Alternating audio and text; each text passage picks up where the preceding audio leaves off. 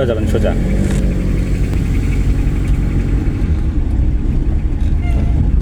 ভাঙ্গার মধ্যে একটু স্লো হবে, ঠিক আছে? ভাঙ্গা আছে স্লো হবে, গর্ত আছে স্লো হবে গাড়ি।